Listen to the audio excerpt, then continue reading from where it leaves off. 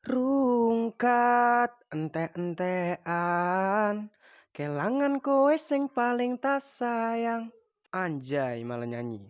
Film dimulai dengan menampilkan abad ke-16 di Spanyol baru, di mana seorang pemimpin dan pejuang keksan yang hebat bernama Francisco Tenamatzle memimpin pemberontakan pribumi untuk membela hak-hak rakyat selama lebih dari 9 tahun.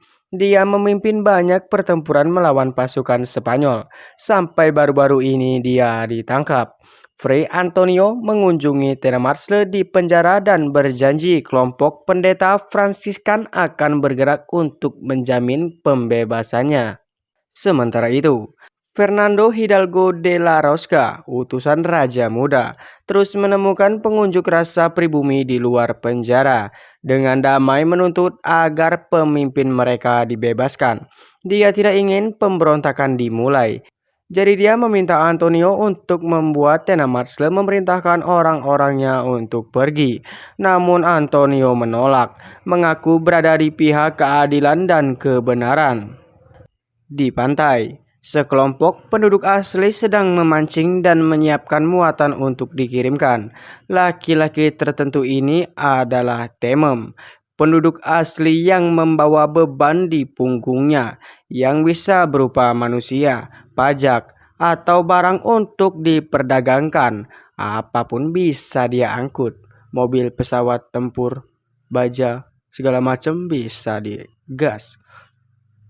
Painili adalah seorang jinak yang percaya pada tujuan Tenamatzle, dan hari ini dia membawa surat untuk dikirimkan secara diam-diam bersama ikan untuk membantu tujuan itu.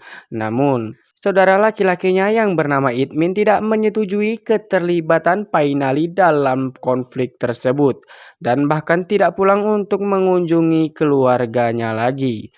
Setelah menyerahkan beban ke Temem lain, Painali kembali ke desa untuk menemui putranya Olin dan ibunya, yang khawatir tentang hubungan antara putranya dan penyakit yang saat ini merenggut nyawa banyak anggota suku mereka.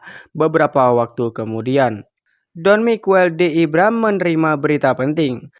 Pekerjaan di tambangnya menurun, baik kuantitas maupun kualitas karena masalah dengan suku-suku asli. Selain itu, sidang akan diadakan untuk memutuskan masa depan Tenamatzle, dan ia akan diekspedisi ke Spanyol. Miguel tidak ingin membiarkan ini terjadi, jadi memerintahkan pengawalnya Diaz untuk menyiapkan barang-barang karena mereka akan segera berangkat ke kota. Putri Miguel yang bernama Elisa juga menerima berita besar.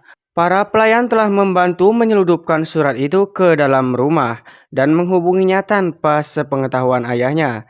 Dia adalah saksi kunci dalam kasus Tenamatzle dan surat itu datang dari para pendeta meminta bantuannya. Betapapun berbahayanya, Elisa harus menemukan cara untuk pergi ke kota juga tanpa Miguel mengetahui niatnya, karena dia ingin membalas ayahnya karena telah membunuh suaminya, yang dulu bekerja dengan para pendeta untuk mendukungnya. Dari penyebabnya, pada saat itu, dia mendapat kunjungan dari Diaz yang telah membeli beberapa pakaian baru untuknya sebagai hadiah kencan. Tetapi dia segera menyuruhnya pergi, tidak tertarik sama sekali padanya.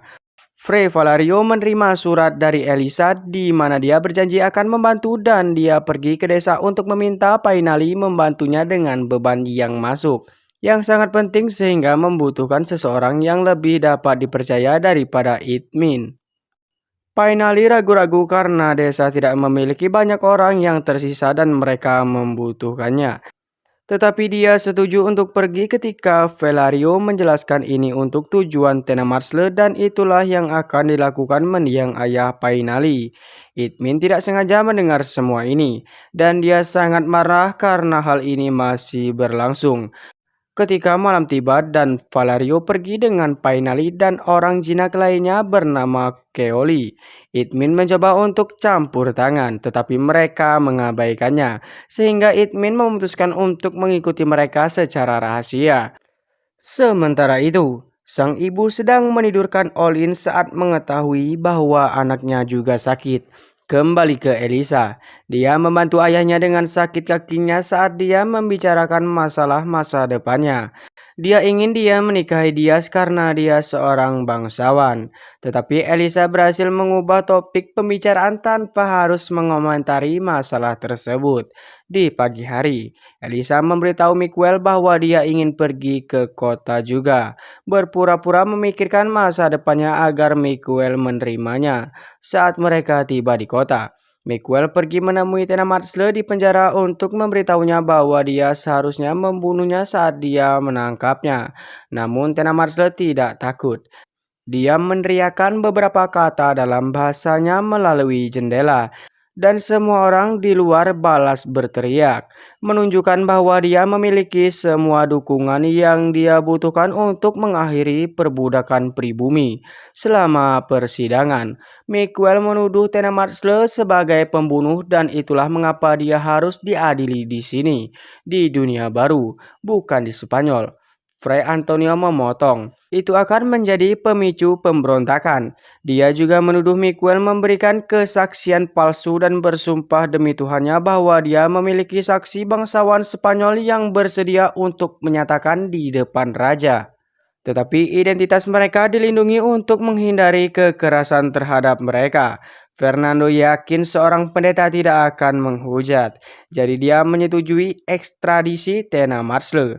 Marah, Miguel meminta Fernando untuk mengadakan pertemuan pribadi dengan Raja Muda, tetapi Fernando menolak, mengingatkan Miguel bahwa ini lebih penting daripada urusan pribadinya. Sementara itu, Elisa bertemu dengan Valerio di kuil, dan hal ini dilihat oleh Dias yang selama ini mengawasinya. Ketika Dias memberitahu Miguel tentang hal ini, dia akhirnya menyadari bahwa mereka mencoba menggunakan putrinya sendiri untuk melawannya dan memerintahkan Dias untuk membawanya kembali, menjanjikan uang kepadanya dan tangan Elisa sebagai hadiah. Untungnya, para biarawati melihat Dias dan tentaranya datang ke jalan, sehingga Valerio pergi bersama Elisa dan para temem sebelum mereka dapat ditemukan. Itmin masih ada di dekatnya, dan dia menawarkan bantuan kepada Dias dengan imbalan sejumlah uang. Dias menerima, membayarnya setengah dan menjanjikan lebih banyak hanya jika mereka berhasil menangkap Elisa. Saat Antonio mengirim Tena Marcelo dengan selamat ke Spanyol, rombongan Valerio berhenti untuk beristirahat setelah seharian berlari. Para penjinak menganggap Elisa lucu karena dia tidak tahu cara menangani serangga dan alam secara umum, dan dia terus merasa frustasi karena mereka tidak mengerti bahasanya. Setelah memakan beberapa buah yang telah diburu para jinak, sekelompok itu lepas landas lagi, mencoba mengambil jalan yang tidak bisa dilalui kuda. Namun Itmin adalah pelacak yang baik dan mengenali trik ini. Jadi dia membimbing Dias dan anak buahnya ke arah yang benar. Saat mereka berhenti untuk beristirahat lagi, Painali melihat Dias datang dari kejauhan dan melihat Itmin bersama mereka untuk menghilangkannya. Mereka harus mengintari gunung dan turun ke sisi lain. Keoli tidak setuju, berpikir melewati pegunungan akan lebih cepat, tapi Painili menolak membahayakan beban mereka. Omong-omong tentang beban, Elisa berharap mereka membiarkan dia berjalan, mengira itu akan lebih cepat dan dia akan merasa tidak terlalu konyol, tetapi para pria menolak.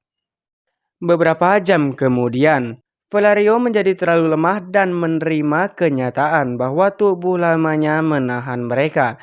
Jadi dia mengirim Temem ke depan bersama Elisa sementara dia tetap di belakang untuk mencoba bernegosiasi dengan tentara. Sayangnya, Dias tidak menerimanya dengan baik ketika Valerio mengingatkannya bahwa dia mengetahui semua rahasia pengakuannya. Elisa dan para teman melihat ini dari pegunungan, tetapi tidak ada waktu untuk bersedih. Mereka harus pergi. Kemudian, ketika mereka berhenti untuk memperkuat kursi Elisa, Painali akhirnya mengungkapkan kepadanya bahwa dia dapat berbicara bahasanya dan bertanya tentang tentara. Elisa menjelaskan bahwa mereka adalah antek-antek ayahnya dan bahwa mereka akan melakukan apa saja untuk menghentikannya pergi ke pantai tempat sebuah kapal menunggunya untuk pergi ke Spanyol. Malam itu di desa, Kekhawatiran ibu Painali meningkat karena Olin tidak kunjung membaik. Di gunung, kelompok itu memutuskan untuk berkemah malam itu. Dan Painali memberikan Elisa jubah ketika dia menyadari dia kedinginan. Di pagi hari, Itmin dan para prajurit mengejar kelompok tersebut. Saat Dias menangkap Elisa, para teman melawan prajurit lain. Yang terakhir dengan Painali jatuh ke sungai dan Keoli menembaknya. Ini adalah kematian kedua dari seseorang yang dicintai oleh suku, dan Itmin tidak menyukainya. Namun dia meminta sisa uang untuk pergi. Namun ketika dia meminta sisa uang untuk pergi, dia ditolak. Sebagai bagian dari kesepakatan, Dias ingin Itmin juga memandu mereka kembali di malam hari. Ketika tentara berhenti untuk berkemah, Dias mencoba untuk lebih dekat dengan Elisa, tetapi dia melawan dan itu membuat tentara mengikatnya ke pohon. Beberapa saat kemudian, Painali menyelinap ke dalam camp saat semua orang sedang tertidur. Itmin bangun ketika dia mendengar suara, tetapi Painali mengejutkannya dari belakang dan setelah memukulnya, dia mengikatnya, mengatakan dia harus membunuhnya tetapi sebaliknya, dia akan menganggap ini sebagai membuat mereka genap. Kemudian, Painali membebaskan Elisa dan membunuh penjaganya ketika dia melihat mereka sebelum mereka melarikan diri. Pagi harinya, dia segera melihat apa yang terjadi dan memerintahkan Itmin untuk segera mencari Elisa. Berbicara tentang Elisa, dia akhirnya mengetahui mengapa para penjinak harus menggendongnya. Setelah beberapa jam berlari, dia lemah dan lelah. Artinya dia tidak dapat melanjutkannya. Melihat Painali frustasi dengannya, Elisa mencoba menjelaskan bahwa tidak semua orang Spanyol itu sama dan bahwa dia berbeda. Jadi untuk membuatnya memahami perasaannya, Painali mengatakan kepadanya bahwa dia dan Itmin harus menyaksikan ayah mereka dibunuh oleh orang-orangnya. Beberapa saat kemudian, Itmin berhasil menemukan tanda yang ditinggalkan oleh Painali. Dan dilihat dari bentuknya, dia bisa menebak kakaknya sedang menggendong Elisa. Namun, jalan yang dipandu para prajurit adalah jalan yang salah. Bagian dari rencana Painali. Ternyata dia berlari sambil membawa beberapa batu sementara Elisa tetap di atas pohon. Dengan begitu saudaranya akan menjauh dari mereka dan Elisa bisa mendapatkan kembali energinya. Sayangnya, Elisa masih berpikir dia tidak bisa sampai ke pantai. Jadi Painali mulai mengendongnya. Hanya berhenti untuk mencuci di sungai dan mengumpulkan beberapa buah untuk dimakan. Akhirnya, Itmin menyadari bahwa dia telah dituntun ke jalan yang salah dan membawa prajurit kembali untuk menemukan jalur yang sebenarnya. Namun, Itmin menemukan Painali tidak membawa Elisa ke pantai. Dan dia kesal saat menebak arah baru mereka, mencoba melarikan diri. Dia tidak membiarkannya, dan mencambuk Itmin untuk membuatnya mengatakan yang sebenarnya. Ternyata Painali telah membawa Elisa kembali ke desanya, di mana dia patah hati melihat berapa banyak orang yang meninggal karena penyakit sebelum memberikan kabar buruk kepada keluarga Keoli. Setelah itu, Painali mencoba menghabiskan waktu dengan anaknya yang sakit sambil mendengarkan omelan ibunya karena membawa Elisa ke rumah mereka di malam hari. Painali mendengar tentara mendekat. Elisa ingin melarikan diri sendirian agar Painali bisa tinggal bersama keluarganya. Tetapi dia menolaknya karena dia berutang kepada ayahnya untuk melindunginya. Pada saat Dias dan yang lainnya tiba, Elisa dan Painali sudah pergi, tetapi Itmin menemukan keluarganya. Mengabaikan upaya Olin untuk menyerangnya, Itmin mendengarkan ibunya menuduhnya melakukan balas dendam kecil terlalu jauh. Elisa dan Painali cukup jauh dan Elisa turun dari punggungnya. Berdebat lagi karena tidak ingin digendong sebagai beban. Painali tidak menyukainya tetapi dia membiarkannya berjalan. Hanya untuk berhenti di pagi hari ketika dia sudah lelah lagi. Untuk membantunya, Painali membungkus kakinya dengan daun sebelum memakai sepatunya lagi. Dan Elisa mengambil kesempatan untuk bertanya tentang Ibu Olin. Ternyata dia meninggal saat melahirkan. Dan dia adalah seorang wanita dari desa lain yang dibawa Itmin ke desa mereka. Beberapa jam kemudian, Mereka berhenti tidur ketika badai datang, yang merupakan hal yang baik karena hujan akan membuat mereka lebih sulit dilacak. Saat Elisa takut pada petir, Painali menghiburnya dengan pelukan. Keesokan harinya, kaki Elisa sudah membaik berkat ramuan Painali. Karena dia sudah berbagi tentang dirinya, Elisa memberitahunya tentang suaminya sendiri sebagai gantinya, menunjukkan medali yang diberikan pada Painali pada hari mereka bertunangan. Dia meminta maaf atas semua rasa sakit yang disebabkan oleh keluarganya. Dan Painali menjelaskan bahwa keluarganya juga salah, karena saudara laki-lakinya hanya membantu orang Spanyol karena bahkan setelah bertahun-tahun, dia masih ingin membalas dendam pada Painali karena telah menikahi wanita yang dia cintai. Beberapa saat kemudian, ketika Elisa dan Painali sedang menyeberangi jembatan, Dias dan anak buahnya akhirnya menemukan mereka, mengungkapkan bahwa mereka membawa Olin bersama mereka. Elisa menyerahkan diri, tetapi bukannya memberikan Olin kepada Painali, Itmin malah melemparkannya ke sungai. Para prajurit pergi dengan Elisa sementara Painali melompat untuk menyelamatkan putranya. Tapi sayang, Olin sudah tewas. Putus asa untuk membalas dendam, Painali mengejar Itmin yang lari lebih jauh ke dalam hutan dan menjauh dari tentara sehingga mereka dapat memiliki privasi. Itmin meminta Painali untuk membunuhnya dan melompat ke arahnya untuk memprovokasi dia. Tetapi Painali berhenti menyerang ketika dia menemukan Itmin juga sakit. Setelah mendengar saudaranya menjelaskan bahwa Olin sudah meninggal ketika dia dilempar, Painali pergi, berpikir bahwa mati perlahan karena penyakit adalah hukuman yang lebih baik daripada kematian cepat dengan pisau. Kemudian, Painali membawa tubuh Olin kembali ke desa dan semua orang mengucapkan selamat tinggal kepada bocah itu dengan penguburan yang layak. Sementara itu, Miguel menjemput Elisa dan memberitahunya bahwa semua yang dilakukan adalah demi kebaikannya sendiri. Elisa bertanya-tanya apakah dia akan membunuhnya seperti dia membunuh suaminya. Dan Miguel menamparnya karena pertanyaan itu. Rombongan Miguel harus kembali ke kota. Tetapi mereka berhenti saat salah satu roda kereta patah. Ini memberi Painali kesempatan untuk mengejar mereka dan setelah semua orang pergi tidur, dia menyelinap ke camp mereka di tengah malam untuk memasukkan tanaman beracun ke dalam air mereka. Di pagi hari, kelompok tersebut menemukan semua kuda mereka dan beberapa tentara tewas.